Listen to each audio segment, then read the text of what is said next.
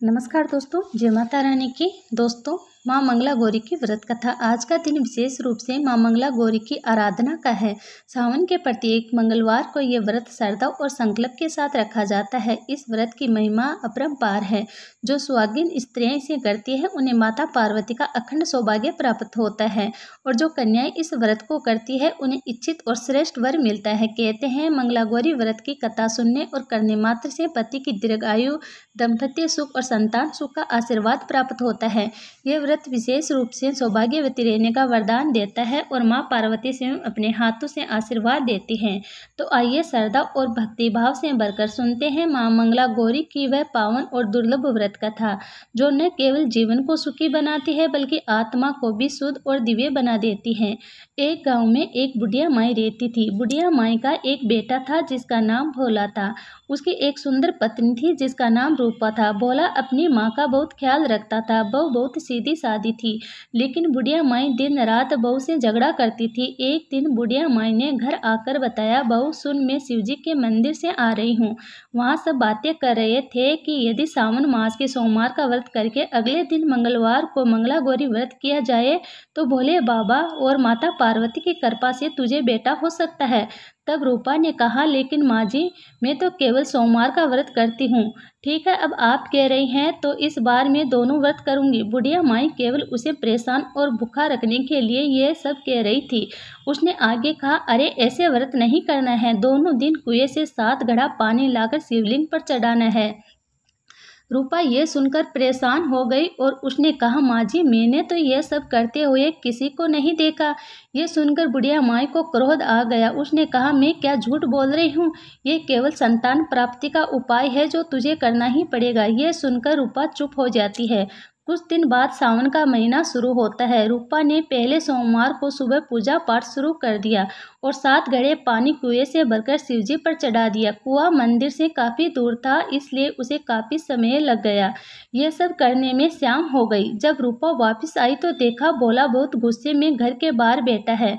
रूपा के पूछने पर उसने गुस्से में कहा, कहाँ चली गई थी इतनी देर? लगती है जल चढ़ाने में। घर में मेरी माँ भूखी बैठी है और तुम घूम घूम कर पूरा गांव देख रही है।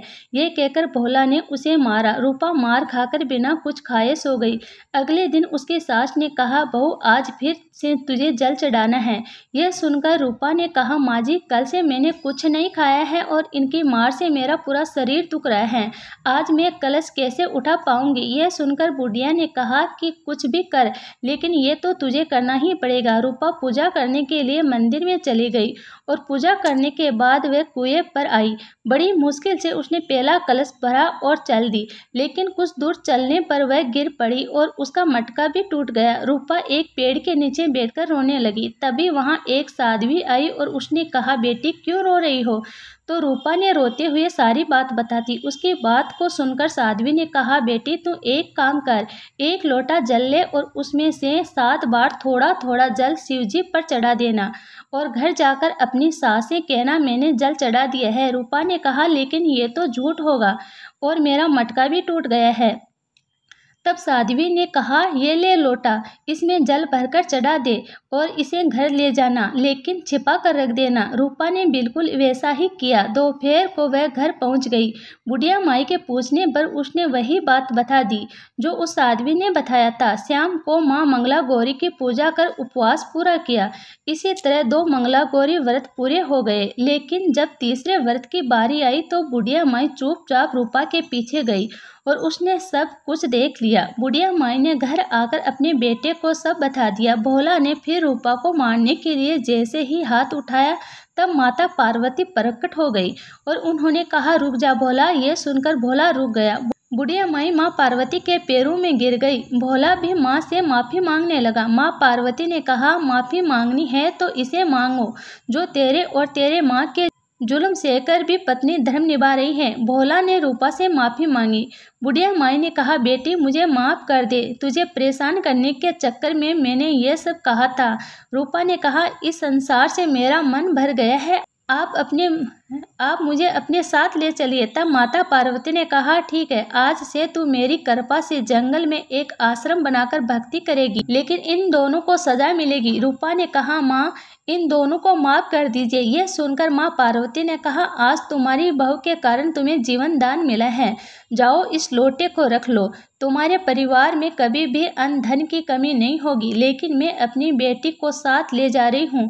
माँ की कृपा से रूपा ने एक आश्रम बनाया, जिसमें बहुत सी स्त्रियां जो घर में दुखी थी, वे आकर भगवान की भक्ति करने लगी। हे माँ मंगला गौरी, जैसी कृपा आपने बहू पर की, वैसी ही कृपा हम सब पर करना।